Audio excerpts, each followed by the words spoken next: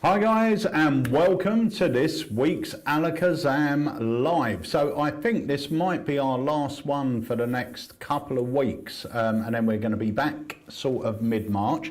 Now I will say, anyone that's watching on YouTube, for some reason I can't get the comments that are coming out on YouTube. I think the system needs an update or something, but we are seeing the comments that are coming through on Facebook.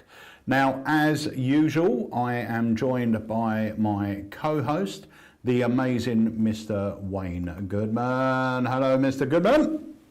Hello, how are we? I'm very well. How are you? I'm all right. I'm not on my own today. Who's there? Is it Singing Dan? It is. Come on in. Circus Dan is here. Hello, mate. How are you? Oh, good, thanks. How are you? I'm very well.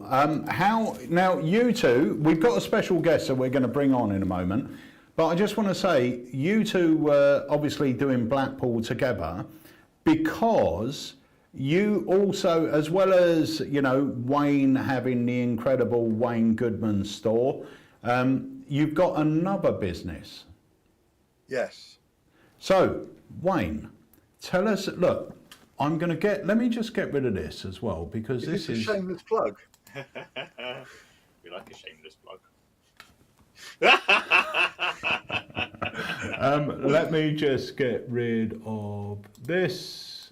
Boom, because that was covering up your faces. Right, shameless plug alert. So yes, tell us all about it. So we've got, so alongside the WG Magic shop, we've also got another shop called the Magic Wand, and that specialises in children's magic, family magic, stuff that you can use at a kids show or at a family show to get everyone involved. And we've got 3 products So far. Yeah. Well, That's we're working good. on more. Oh yeah, working on more. We are working on more. So But we've got. Why Magic Wand? What's Magic Wand got to do with it, Wayne? Well, what has it got to do with it? I'd say it's got everything to do with it. It's part of the tree of knowledge, I suppose. You look at it and you go, that's definitely going to be what. No, Wand is Wayne and Dan. Very clever. W and D, Wayne and Dan. Very clever. Yeah. And you got A and D. This is an anagram of Dan as well. So you get his name twice in there. It's going well, and we had a lot of interest in people interested in the effects. So we've got Taking the Biscuit, which is like a miser's dream with cookies, which our guest today has reviewed. And we've also got we've got Puzzled Look, which is my opener for my under 5 show, which goes down really well with the little ones. And we've got Silks Across, which is by far at the moment our most popular effect, which is a lovely little stage effect or kids effect. It's like Cards Across but with silks, and it works really, really well. It's a really great effect, and we're very proud of it. Can you mention your coaching lecture thing? We can. I think we can say that. So I'm going to be appearing at Tricks and the Sticks this year, doing my first time at Tricks, doing a family children's lecture, and I'll be featuring those in them as well. Fantastic. When you say, "Can you mention?" They can hear that. Well, yeah. I said to Pete, "Can I mention this?" And he goes, "What is it?" And I tell him, and he goes, "No, don't mention it." Right, let's bring in our special guest. I don't know how he gets the time to be here, because no doubt he's supposed to be doing, I say he's supposed to be doing 20 things right now. He's probably doing 20 things right now. It's the legend that is Mr. Craig Patty. Hello. There he is. Hello. Hey, How are you?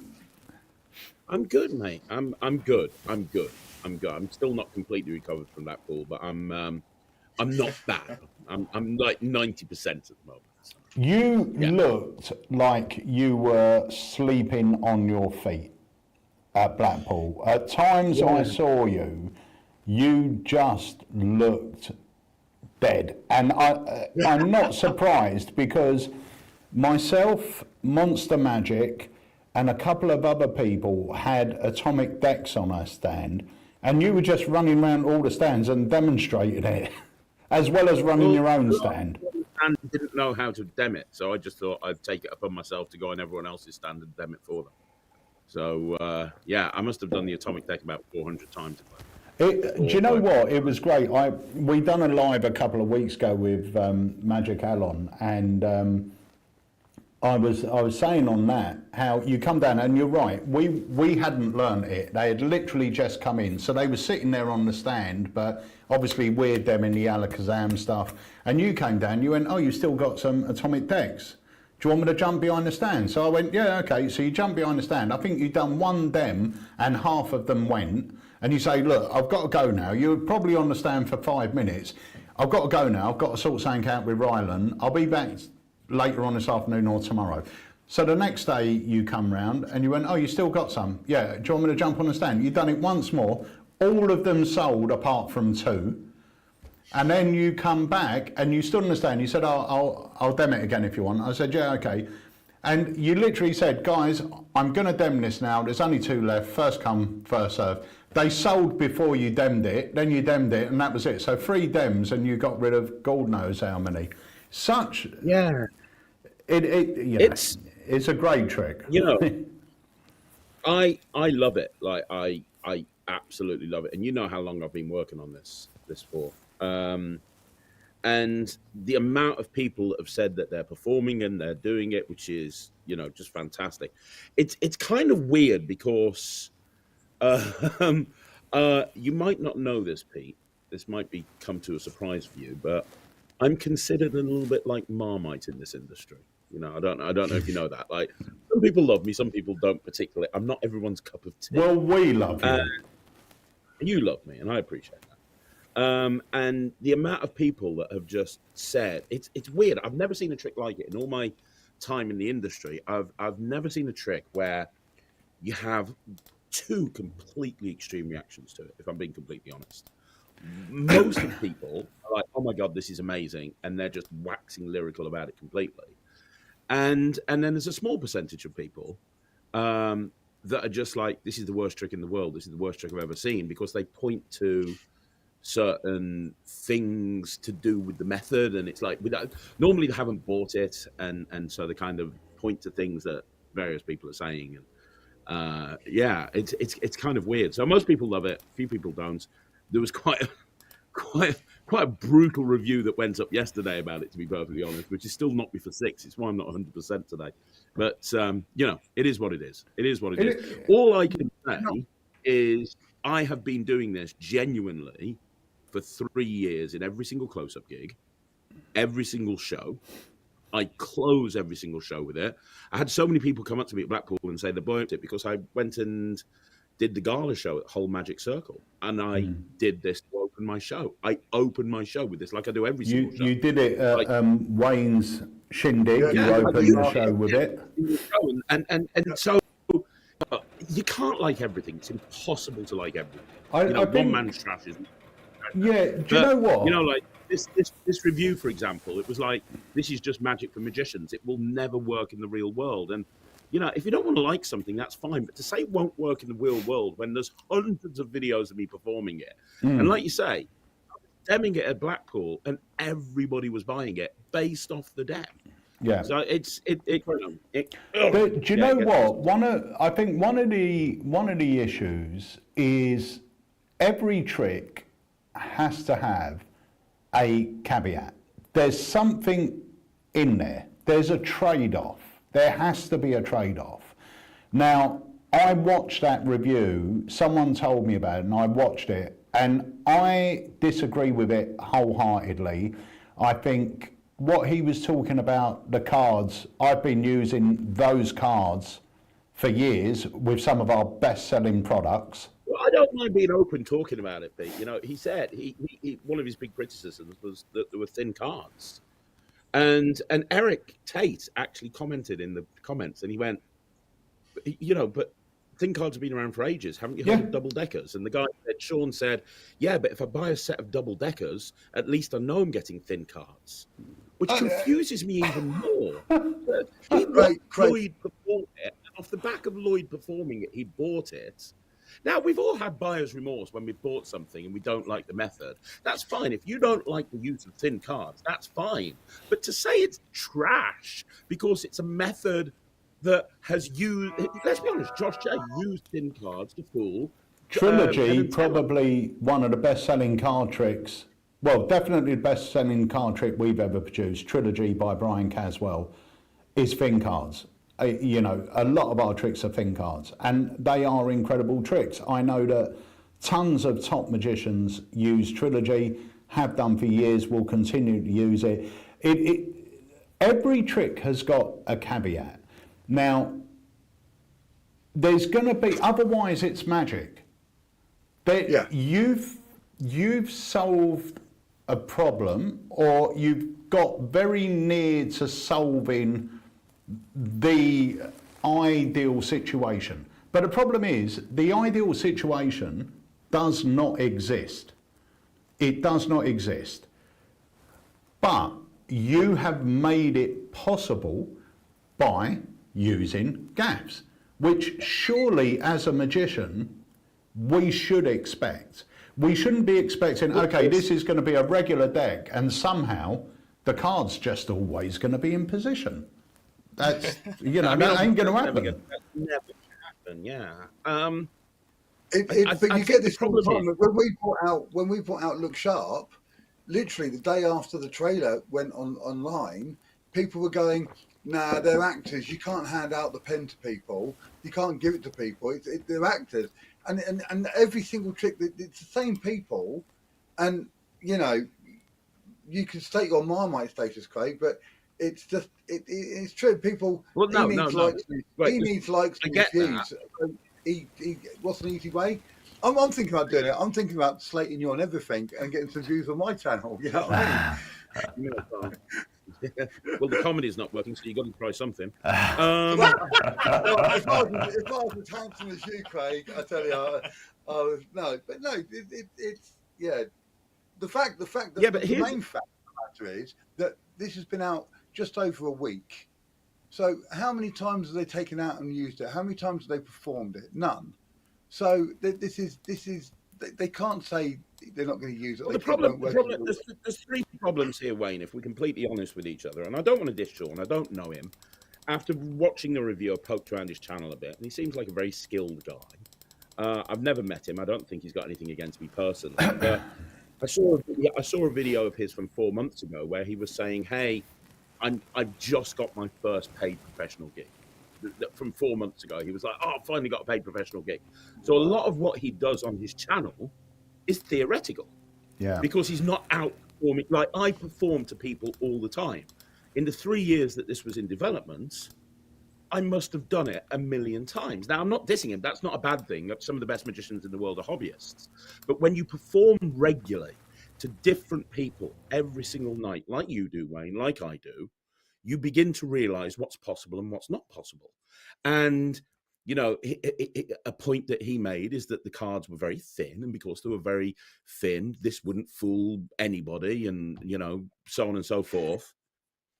Having performed it 1 million times, I know that that's not the case, but maybe he hasn't had that performing experience. I don't know. I mean, it's his opinion, and he's absolutely entitled to his opinion. But the first problem is there's always an element of it being me. Without making it all about me, I think if somebody who was unknown had released the Atomic Deck, it wouldn't be getting the level of complete polar opposite, positive and negative that it is. I don't think you'd see a review like that. I think an element of it is everybody knows that if you put a video up and you mention my name, it's going to get views. There's a reason why that video got more views than anything else on his channel. It's just the way it is. I've seen it happen over and again. And there's nothing wrong with that. That's what you do. But I don't think if it was released by somebody else, it would get the same level of interest from online magic reviewers. But then the other thing is, I don't fully understand what I was trying to achieve with this. There's a million different ways of doing ACAN. Let's be honest with you. There's a billion different ways of doing ACAN. The problem with a lot of them is a lot of the ACANs are actually a card at any number, not an any card at any number. Or it's crazy difficult. Everyone talks about Assy wins any card at any number. It's great, but it's bloody hard. It's probably the harder. I've tried to do it, and I can't do it very well. The thing with this is I wanted to tables down on the table, and I wanted to pretty much every single time just be able to pick up the deck and deal. Now, the trade-off for that is that statistically, 27% of the time, you're going to have to reframe their choice. With clever scripting, it's more like 9 or 10% of the time. Now, that's not a problem for an experienced mentalist or somebody who's experienced in performing. Like you, Pete, you do as a mentalist, where it's almost like jazzing, or you're kind of having to cite for and so on and so forth. Where it's and like, you make it seem like their choice to change. That's the thing. Exactly. You make it seem like their choice. Yeah. No, sorry, go on. But with this, the fact is, if you take the raw statistics into account, 27% of the time it's not going to work. So people are fixated with that 27% of the time it's not going to work. And they're like, well, hang on, what's the point of a trick where it's not going to work 27% of the time? And they don't watch the tutorial and realize, well, hang on, 10% of the well, most of these people haven't even bought the product. Also, I do want to correct you. It's not going to work 27% of the time. The trick will work 100% of the time, but your performance and your presentation will alter slightly for 27%. So the trick will work 100% of the time. It's just the way you present it might change slightly for 20% or 27%. But the way you do it, which I think is the way that I would do it anyway, is I would get multiple people. And, you know, one of them is going to be a direct hit. And if they're not, a combination is. But, you know, you did this on me. You showed it to me about 3 years ago. I'm sure it was still in lockdown when you showed it to me. I think it was, yeah. I think we were just coming out of lockdown, actually. And you done it to me 3 or 4 times. You repeated it time and time again. You kept saying, do you want me to do it again? And I kept saying yes, obviously. You done it 4 times. I don't think it ever went wrong. You rung me up to say, oh, you know, would you mind performing it for you? I just want to perform it, and I'm going to perform it to a few people. I said yes. You've done it another 4 times. I don't think we missed once. I don't think you had to go off. So, you know, yeah. I mean, I think with reviews especially, I don't think there's any issue, and this is why we only tend to review things that we like, because I'm very much of the understanding that if something don't suit me, that doesn't mean it don't suit anyone else. So if ever I'm going to say something like that, I'll say, this isn't for me, and this is why. I can't get on with this principle. I can't use this. My hands are too dry for this. That doesn't mean yours are going to be. In fact, recently we done a review of a product, and I said on the product that I don't think you could actually, or I would feel comfortable doing it in the real world because of a couple of things that are going on and the angle you got to view it from. Whereas someone else on another review show said it's one of the best packet tricks he's ever seen. So, you know, it's horses for courses. I'm certainly not right, but I'm right saying that it don't suit me.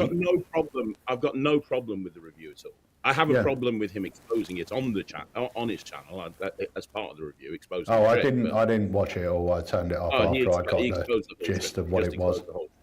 Which is whatever. It is what it is. But if you want a scoop for the listeners of the Alakazam thing, if you want a scoop, I'll give you a scoop. So one of the issues that this particular reviewer had is the use of a phone. And Murphys are going to kill me for this, telling you this when it shouldn't be told for a couple of days, but, you know, screw it, I don't care. You're quite petty, get away with it. Yeah. So I will always continue to use a phone. And I just will, because it's the best method, in my opinion. And whether you use the notes input or you use a different input or you use the website, it's the best input method. However, we're announcing hopefully tomorrow or the day after a new way of doing it, which will not involve a phone at all. And I'll tell you what that is. But first of all, bring yourself back up, Pete. I'll show it you. I'll show you exactly what it looks like without a phone. Now, I don't have a phone with me. I have no phone here at all. I'm not going to be looking off the screen or anything. I just have the deck of cards. So, Pete, we'll get you to pick a card, and we'll get Wayne to pick a number. So, Pete, pick a card. But before you do, understand that a lot of people, they gravitate towards really, really common cards. Like a lot of people will go for a queen or an ace or something. You can do that, but I'd rather you go for something a little bit more eclectic, something that you don't think many people would think of.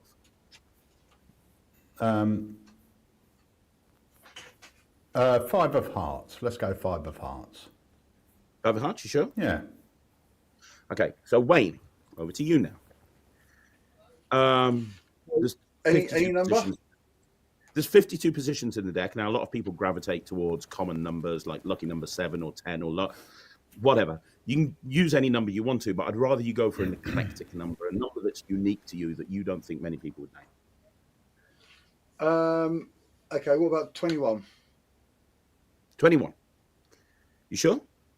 Yep. Okay, Yeah. Cool. And you're sure as well, Pete, yeah? Yeah. Okay. So I'm just going to take the cards out of the case, put them down on the table. Nothing left in, nothing like that. Case goes off to one side. So we have position number 21, and we have the 5 of hearts. Okay. So I'm just going to deal to the 21st card. Have a look at this. That's 1, 2, 3, 4, 5, 6, 7, 8, 9, 10, 11, 12, 13, 14, 15, 16, 17, 18, 19, 20, 21. This is the 21st card. You said the 5 of hearts, right? I mean, you can't say any more. There's gonna be a method. There has to be I'll a tell method. you the method of this. You know, a lot of the viewers of this channel might not know George Tesaro. George is in charge of the creative team at Murphy's Magic. Yeah. So George is basically people like Lloyd and Javier and Titanus. He's their boss. What a lot of people don't know about George is he's a genius. And behind the scenes for the last week or two, he's been developing a crib. One crib that just sticks onto the back of the card box, and that one crib will tell you everything you need to know. So that particular thing that I did there, I used a crib. There is no phone in play. You don't need the spectator's phone. You don't need your phone. Literally, you get the card. When you get the card, I just look up the card on the back of the crib, and it's got a series of 6 numbers next to it. All I have to do when they get the number is I look along those 6 numbers for which one it fits into, and immediately I'm going to know whether to deal from the top or from the face and how many doubles to deal. And there's a small amount of math. That's the trade-off from using a phone, but nothing difficult. Like in that situation, I had to take, what was your number again? It was 21. I had to take 21 away from 28. Yeah. And that's all I had to do. That's all I had to do. And immediately I got the information that I need. So now for everybody that says, oh, you know, there's a phone in play, it doesn't make any sense with the phone. We're going to be launching this in the next day or two. This is a way of doing this without using a phone at all. You can literally just have the deck in the box, in your pocket, and you're good to go. Now, full disclosure, Nigel said, how can it get any better? Let's be honest, Nigel. That was the scripting I used that gets you to 90%. Because I'm eliminating queens, I'm eliminating aces, I'm eliminating low numbers, I'm eliminating 52. By eliminating low numbers, I say low numbers like 7 and below, by eliminating 52, by eliminating queens and aces, that gets me to a 90%. Just with raw mathematics, it would be a 73%. If I had to change it, though, I'll know because of the crib, and the crib is actually better for that because the crib will tell me what I need to do with that card to get it within range, which you can't use the phone to do. So if that didn't work, I would just immediately know. I'm holding the box in front of me. I've got everything in front of me. I know what needs to go. I need to know exactly what I need to do to get them to within range. So I could say for you, right, so that was a completely random number. I tell you what, I'm going to make it even more random, Pete. I want you to add to that. Sorry, Wayne. I want you to add to that number anything from 1 to 15. Add 1 to 15, and I'll know by adding 1 to 15, it will bring me within range. You can't get that off the phone, but you can get it off the crib. So the new crib that's going to be announced in the next day or two totally takes the phone out of the equation. Yeah. It means that everything's built in. Do you know what? There is a thing that we all know. We all know it. It's everyone that's in Magic would have heard this phrase, and that is magician's guilt. We all hear it, and we all suffer from it at some point, usually before we start performing live. Before we start doing gigs, we tend to suffer from magician's guilt. And the fact of bringing a phone in, and I know I've heard people go, oh, it uses a phone. Like, how do I justify that? I'll tell you how you justify it. You go, do you know what? I'm going to make a note of this so no one's changing their mind. What's your card? 7 of diamonds. Bang. Type in 7 of diamonds on my phone. What's your number? 56 or whatever it might be. 28. Type it in. And then it's done. There would never be a question. How is using a phone putting your card in position in a deck? What is the connection between... It wasn't an app that did it. Nope. Do you know what I mean? Craig has a line as well that I saw him use at House of Secrets that just justifies it completely anyway. And that was, he turned to the lady when he finally got the number, and he said, well, what was the card you said? And she went, and he went, and that's why we write it down. Yeah. That's why we write it down.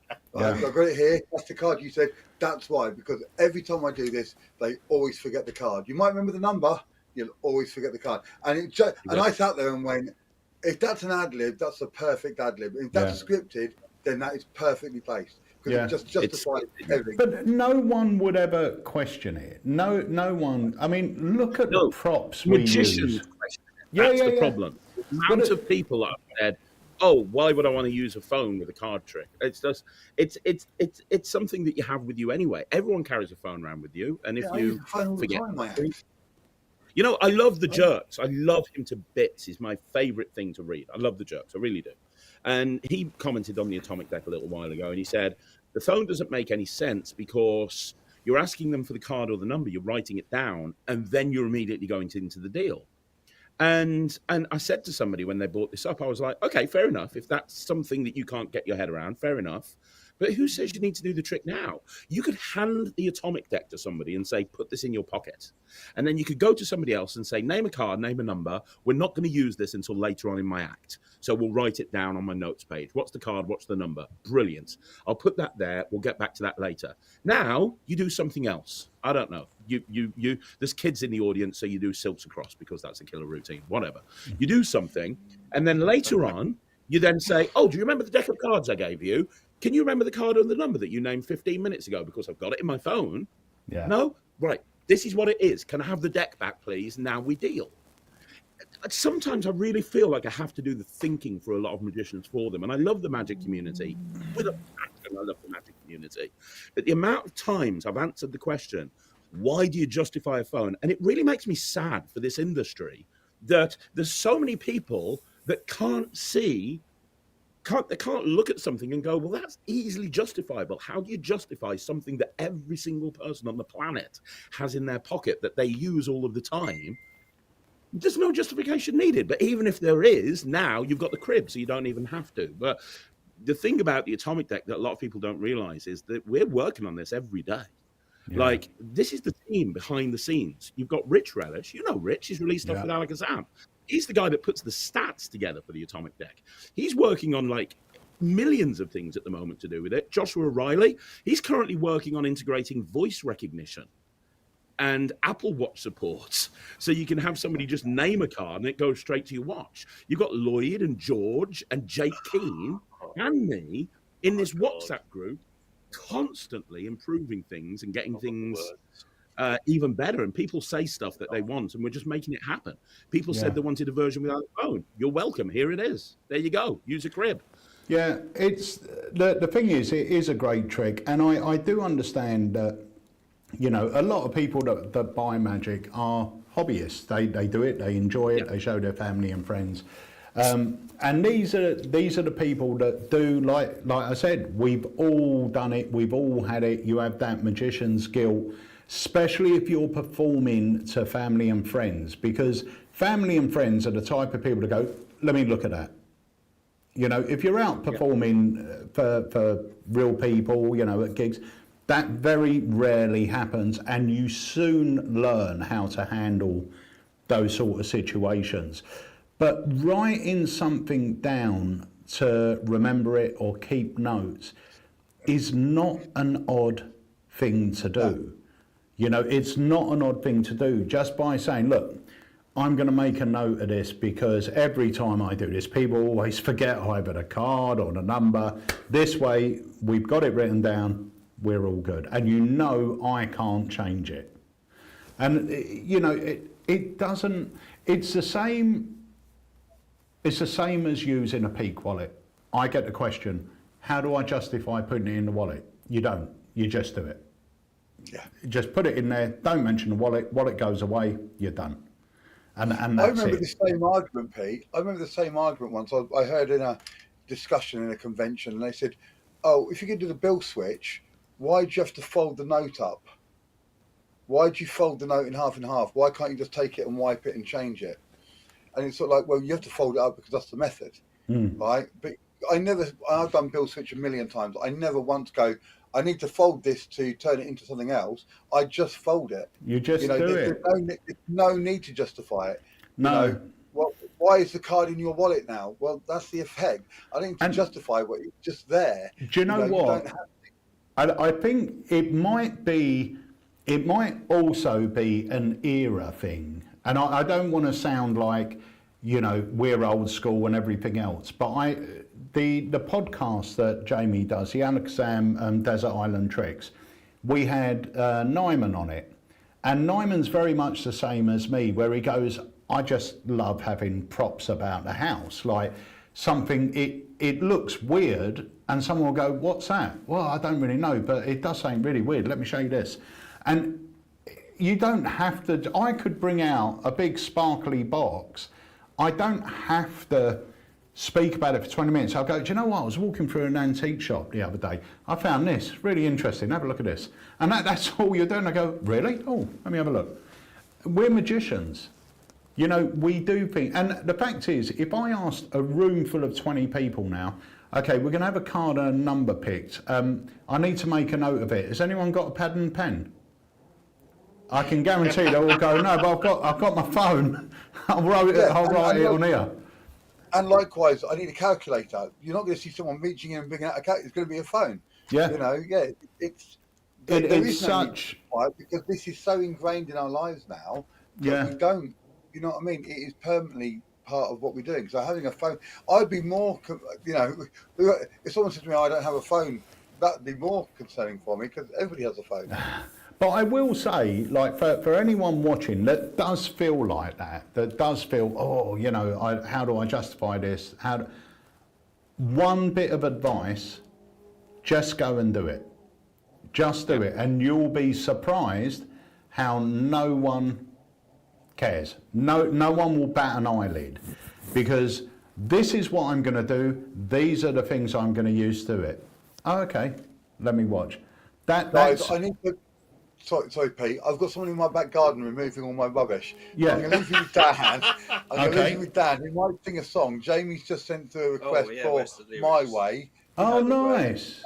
I'll be back in 2 minutes. We'll do My Way at the end, Dan, like you do at parties. All right then.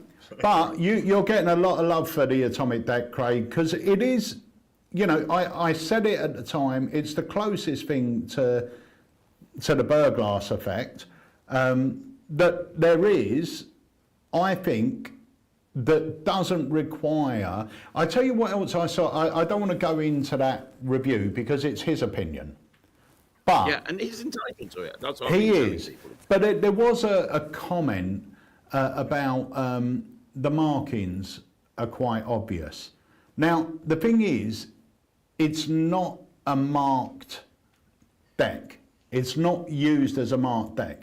My Imagine deck that I bought out with Harry is marked, but the markings are literally that big. I mean, if I showed you one, it's that big. I show them the cards. No one spots it because I'm not using it as a marked deck. It's marked there for another reason, but I'm not saying to them, touch a card, that will be the 8 of clubs. Touch a card, that will be the 7 of spades. So their mind's going, oh, I bet he somehow knows. I'm not using it for that.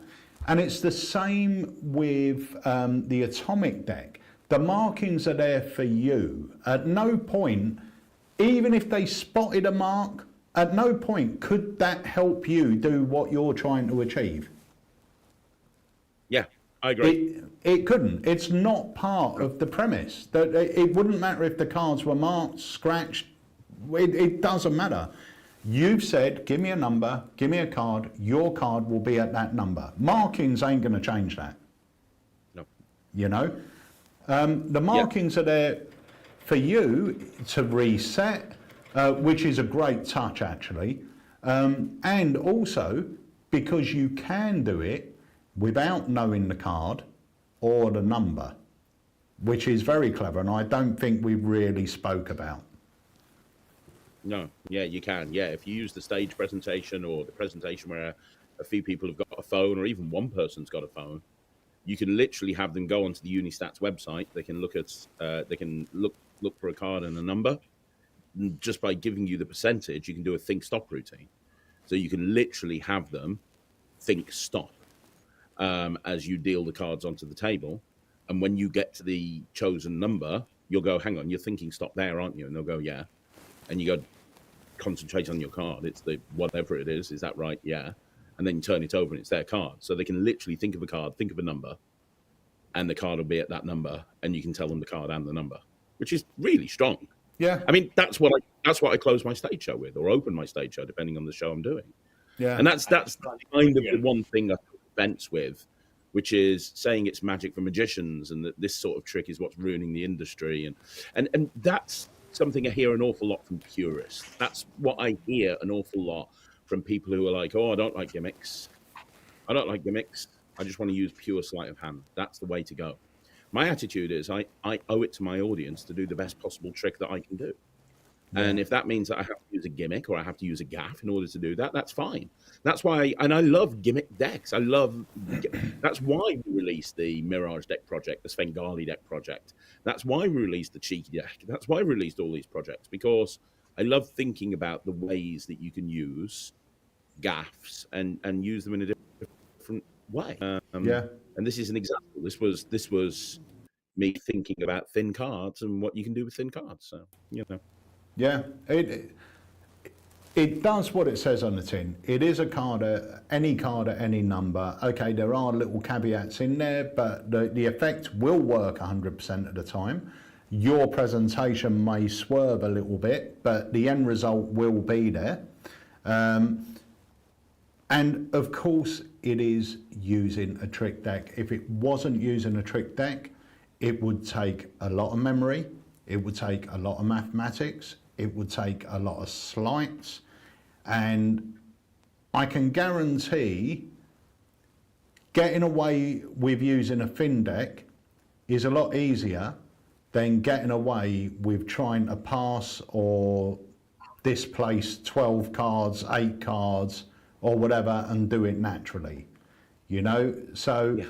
What you've done is you've provided not only probably the cleanest version of any card, any number, and I'm gonna justify that by saying the deck is on the table and there's no displacement, right? So that's why I'm saying it's sort of the clearest way.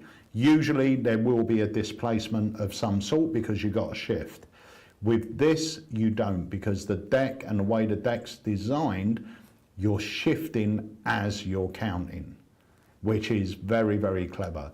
But you've now created this holy grail of the effect, but you've made it achievable for basically everyone. That's the big difference here. You know, you don't have to memorize a deck to do it. You don't have to be a sleight of hand expert to do it. You're gonna, if you like this type of effect, you are gonna be able to do it with realistically not much practice. You know, and there's gonna be a trade-off. There has to be a trade-off, and that trade-off is it's a gaff pack. But that trade-off also is it's a very clever, well thought out gaff pack. You know? Yeah. Yeah.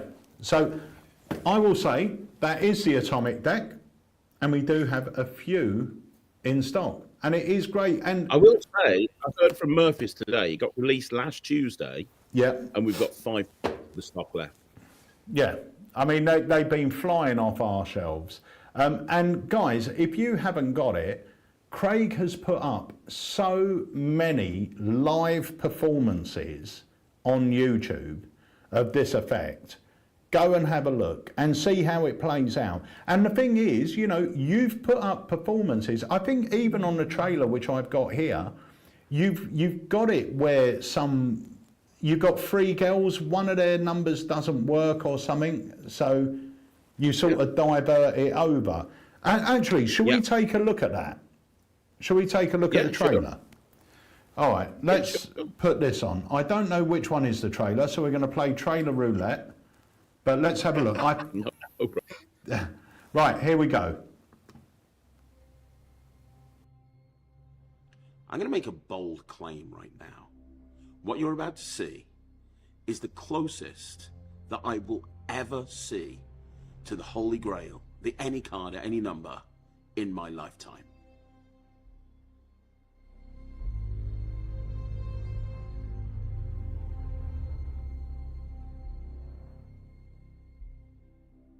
David Berglass created the any card at any number.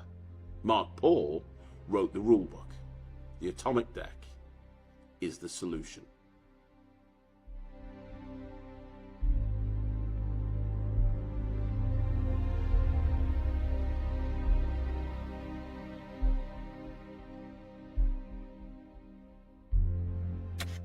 Okay. And the most important thing is I've put the deck on the table. I'm not going to change the position of those cards at all.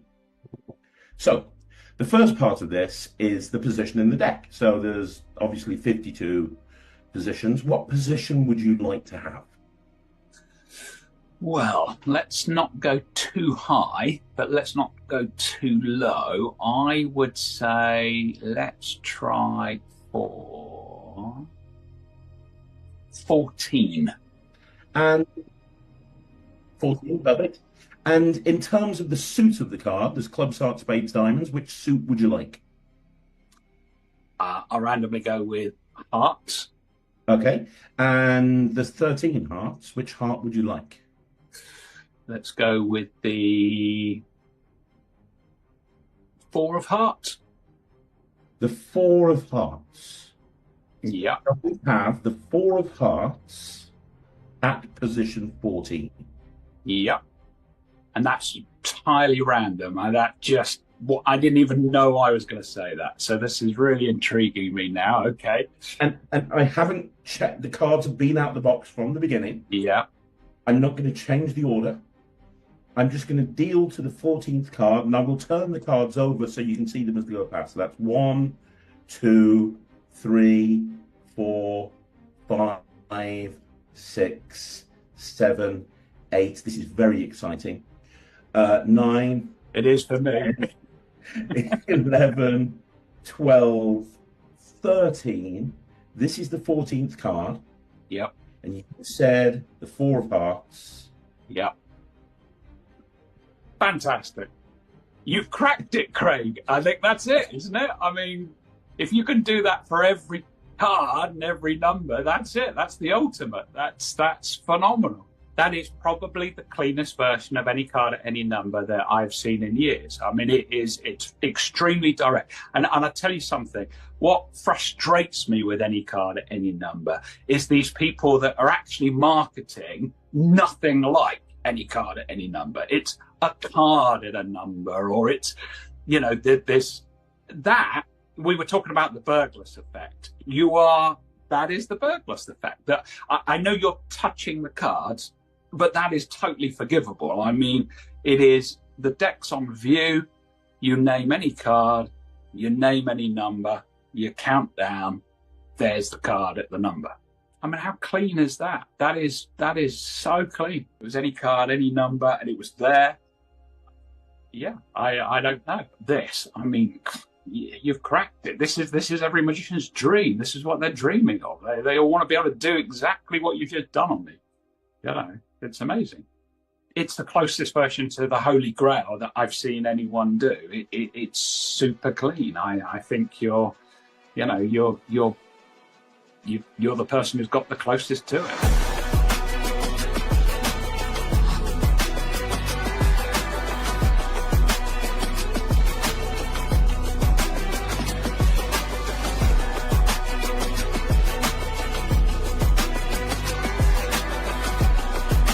For the first time, Pete, name your card right now. The 6 of clubs. So this one then. Well, that's better than any version of any card at any number I've ever done. That is clean. Very, very, very clean. Sick. That genuinely is the cleanest version that I've ever seen in my life. 48th card. That is insane. That is.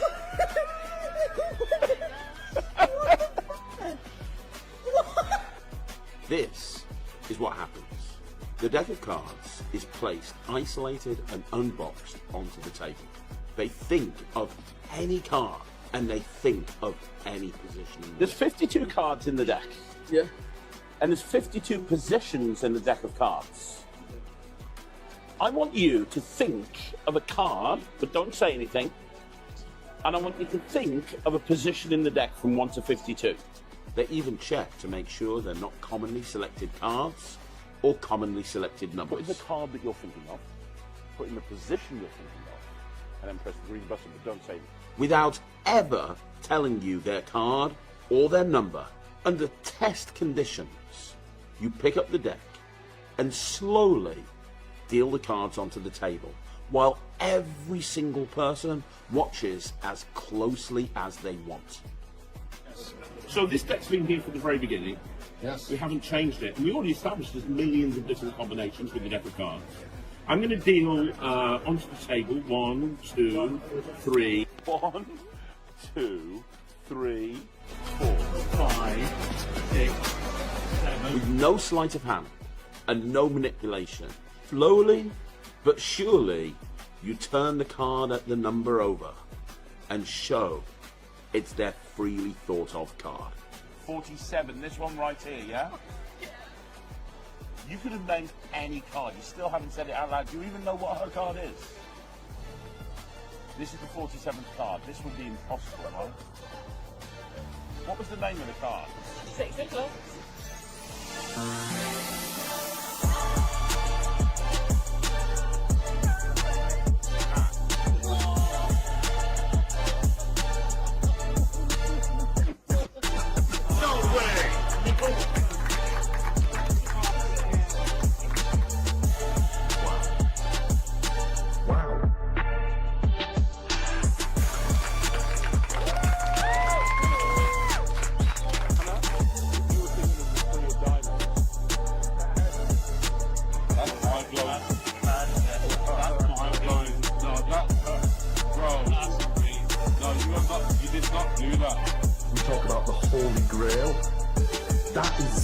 Now think about this. First of all, no memorization, no maths, no sleight of hand, no funny moves, no mental calculations. The deck is on the table from the beginning. It's unboxed. It works every single time. I've got to say, yeah, I love it. I think it's certainly, I think for most people, this will be the ultimate version of ACAM they've seen. If you didn't go for any others, I would have been in big...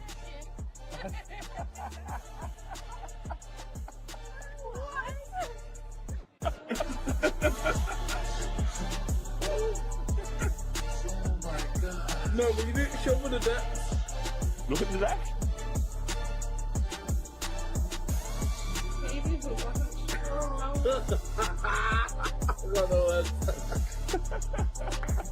As far as I'm concerned, this is it.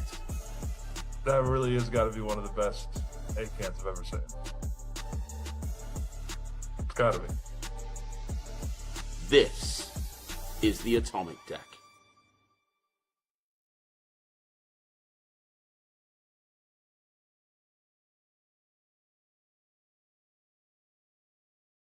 You're an evil man. Evil man. You're sick. That is the best A-can of all time. That is insane! I literally tried to pick the one that was like the most obscure. Well, you certainly managed it. I've never had anyone make 48 ever. Well, it's good to know. I'm testing how, Well, how the extreme is at which you can take this. Oh my god. That is brilliant. May I just say, that is Thank you fantastic. so much. That is. Well Thank done. you so much. Thank you so much. That was You so guys I were was actually. Do you know? Oh my god. I don't know. You thought of any card? I know, yeah. You thought of any number? You never even said the card. The cards are on the table the whole time. No cutting, no passes, no shifts. No taking the cards out of the box after you've named everything. No, You just look through the cards. no. I'm stunned. I'm so stunned. Are you okay?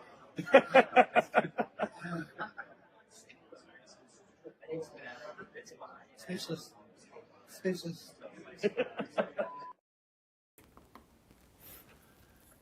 So good. So good. And so, that is the Atomic Deck. It's there. Yeah. It's, you know, it literally is as good as that. You saw the reactions from both lay people and magicians. So you see how falling it is for magicians. You know, it's easy.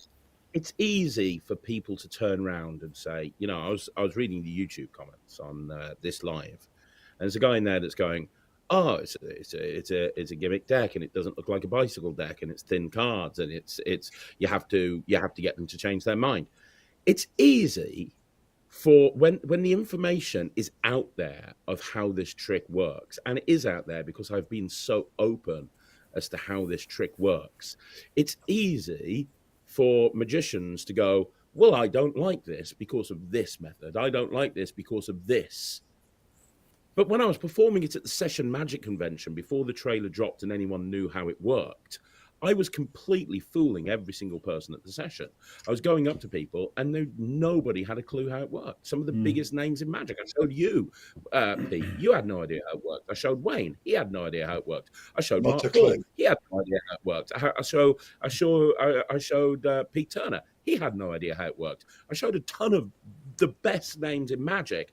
And, you know, it's easy for somebody who's been in Magic for 2 weeks to listen to a narrative that's been spoken about based on how the trick works and go, well, I don't like it because of thin cards, or I don't like it because some of the time you have to change your mind. A lot of the time, the people that are saying this, they haven't watched the 2-hour masterclass with Pete Turner on the project, where Pete just tells you exactly what you need to do to make sure, let's be honest. Yeah, exactly. Pete Turner is amazing. He shows you how to take the Atomic Deck and turn it from a trick into a miracle. Yeah. Right there on the project. That's what he does.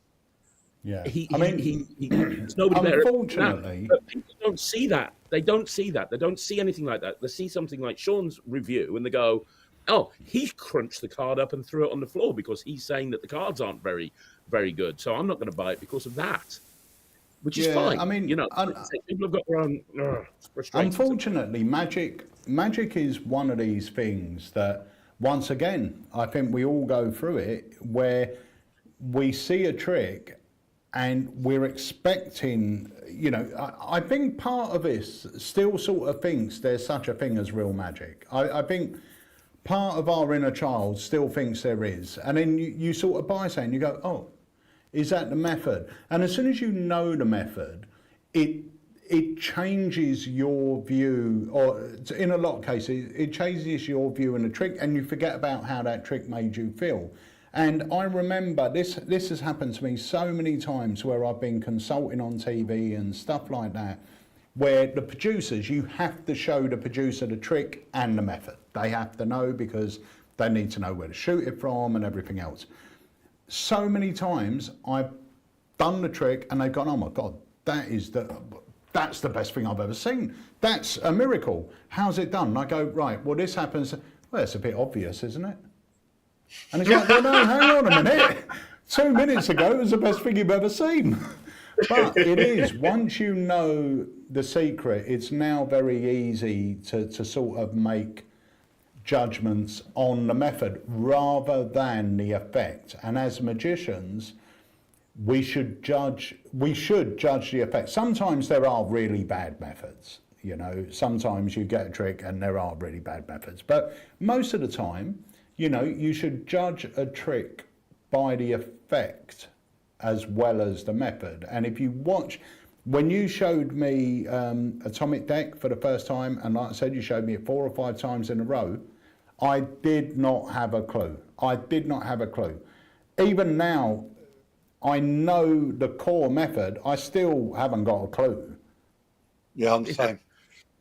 You know, it's still, the mathematics behind it baffle me. I can't, yeah, I haven't got the time. I ain't got the time to start trying to work out what was going through your head.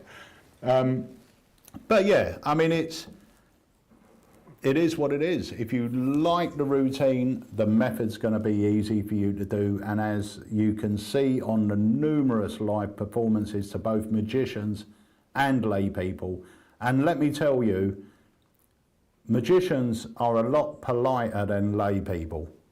If lay people see something, feel something, hear something, suspect something, they'll let you know, and very quickly. Yeah.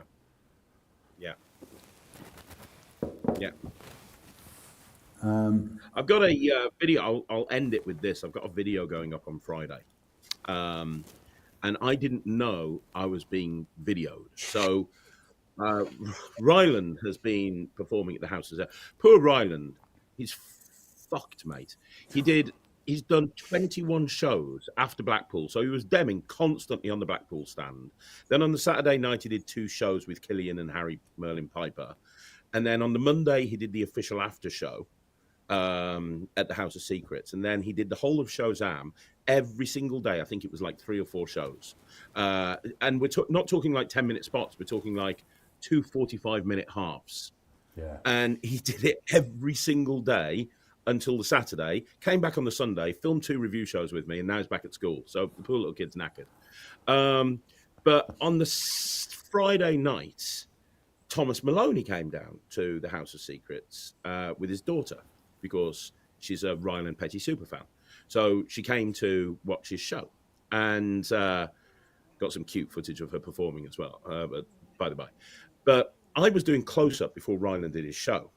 And Thomas was sitting there with his daughter, and I was doing close-up, and all I was doing is the Atomic Deck and some coin magic because, like I said, this is my main thing that I do when I'm doing close-up right now because it kills. So I'm at a group of 4 people. I'm performing to like 4 people, and they've come to watch the show, and there's another 4 behind.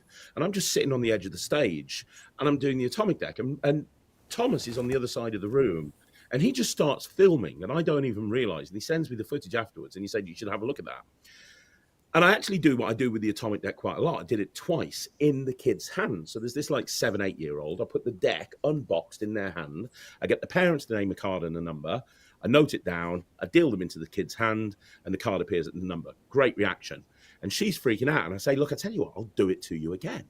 But this time, instead of your mom naming the number, you can name a number, and you can change the card. I was like, adults can do this. Kids can't. You name a number. You name a card. And everybody's like leaning forward to see this. And I do it to the kid again. I'm dealing it into her hands. And I get to the point where I'm like, what was the card again? She went, I can't remember. And I'm like, yep, that's why the phone's there.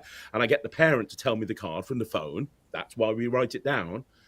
And when I deal that card into her hand, and bear in mind, all the cards are in their hand, She's screaming. The back row, they've leaned forward and they're like, "Oh my God, it's amazing." And I didn't even realize I was being filmed. I'm going to put the footage up on Friday. Thomas just filmed it and he just sent it over to me. Nice. But that one piece of footage answers everyone's questions. Why is there a phone in play? Because I needed them to write the card down because they forgot it. Yeah. Can you repeat it? Yes. Can it be done in the spectator's hands? You see me doing it into the spectator's hands. Like, I don't know. That's the thing that, when people say it doesn't work in the real world, I'm like, what more can I do? How much more live performance footage can I go out there? If you don't like it, that's fine. That's on you. I've got no problem. There's tricks that people say are amazing, and I hate them. 90% of Wayne's material, to be honest. But, joking, Wayne. I love your stuff. But to say that it's not, and look, I can criticize something Wayne does.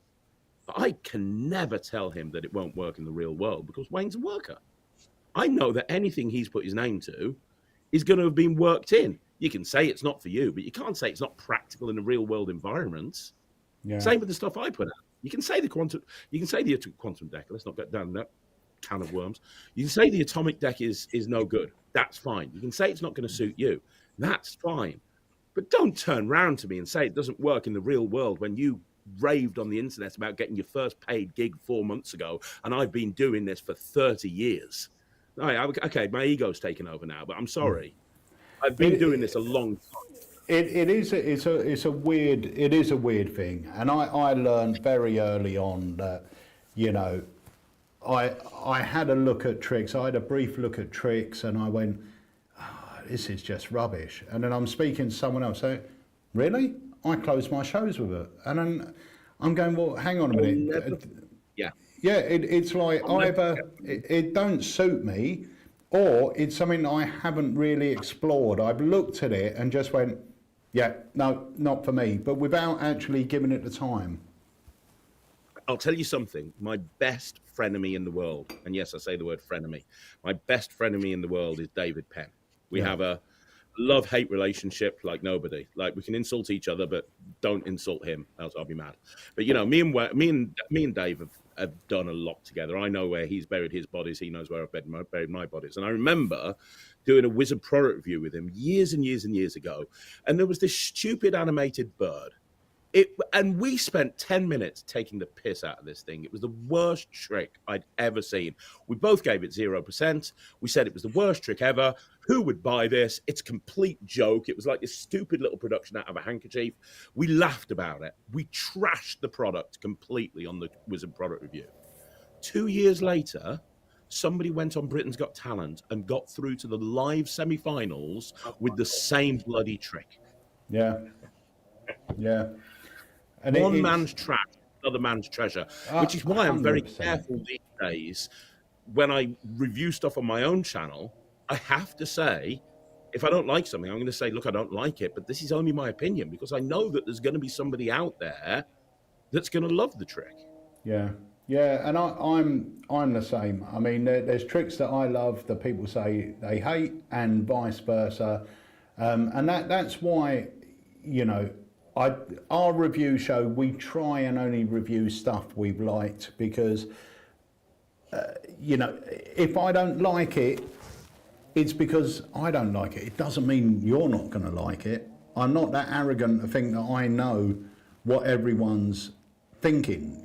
For me, it's reviewing is a hard job for all of you. I give it up to you guys for doing it, but I will say the atomic deck does what it says on the tin.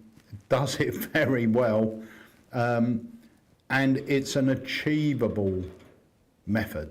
That's the thing. It's an achievable trick. If you're an absolute beginner, I would have no doubt you could learn to do this in 20 minutes, and you can't say that really for any card at any numbers. Maybe 20 months, but not 20 minutes. Well, you got the Grail. That's an easy one as well. Yeah, but that's predicted card at number. That's not any card at any number. You see, it's a different beast. I mean, I can't name any card. Apart from this, I can't name any other gaffed any card, any numbers?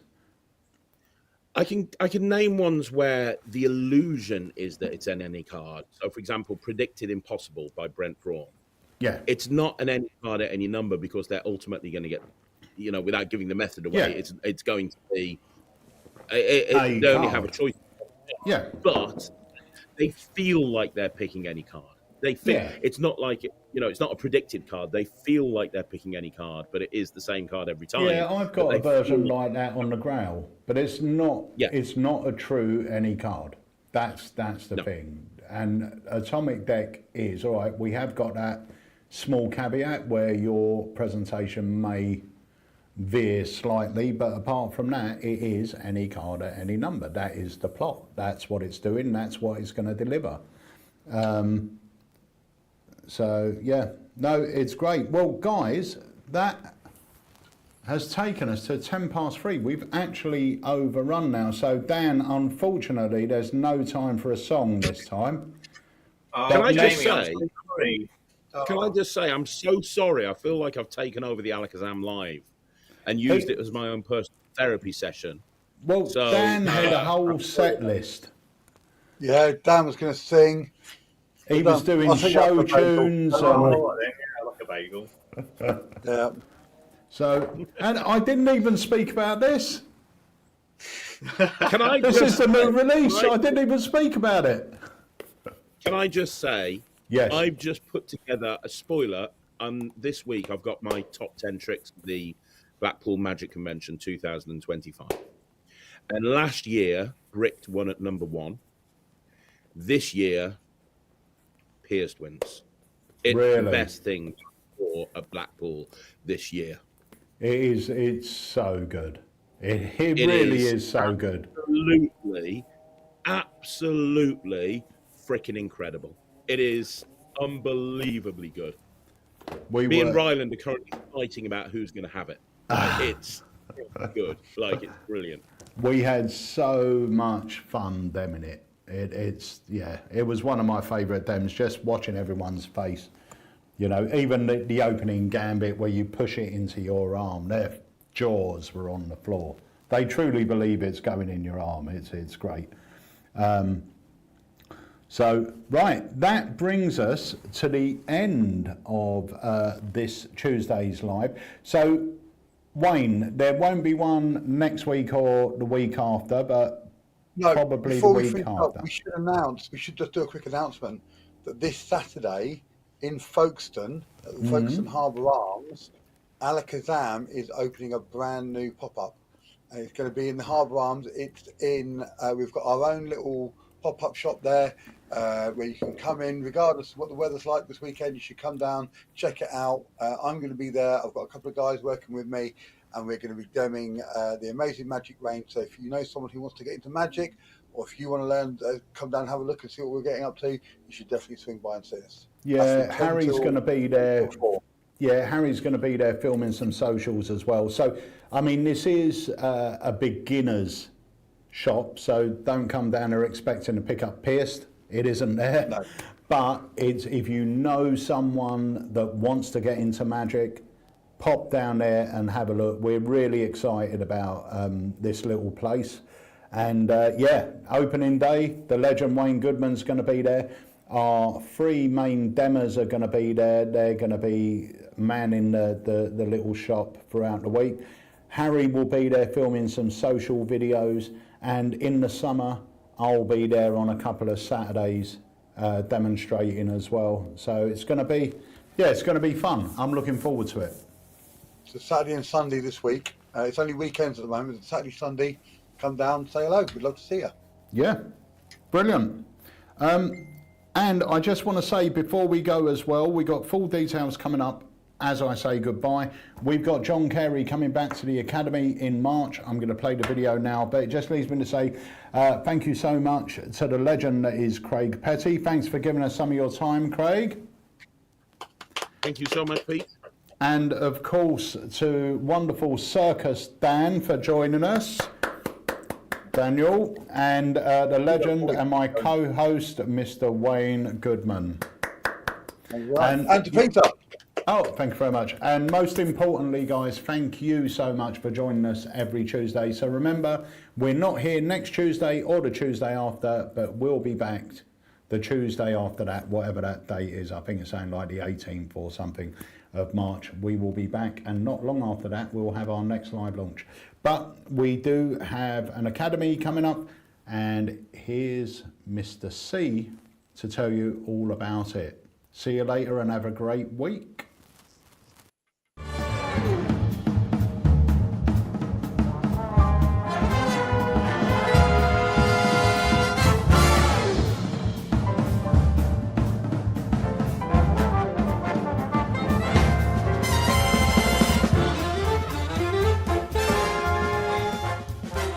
Hi everybody in Alakazam land, this is John Carey, and I'm absolutely thrilled to announce that I'm coming back on March the 13th at the Alakazam Academy Filming Studios with Peter, Harry and Jamie and all the guys, and I think we're going to have a few guests as well.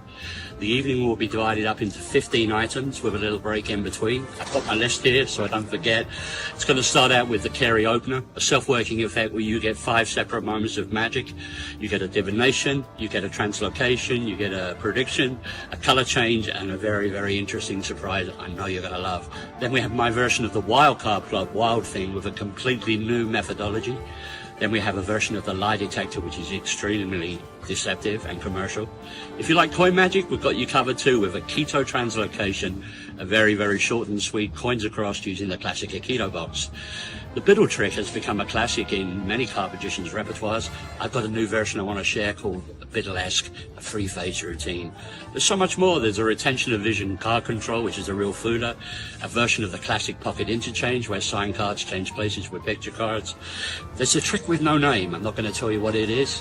It's a surprise. So much more. We have full shuffles that you've probably never ever heard of before, including a great one by my friend Jack Ty and Justin Hyam. There's a multiple call control, a bluff table control, and finally we finish the evening with a multiple bluff table control. I needed this list, otherwise I would forget. There's so much to show you. And don't worry if you can't join us live, because within 24 hours the recording of the lecture, the Academy, will be in your account. Can't wait to see many of you on March the 13th at the Alakazam Academy. Thank you so much.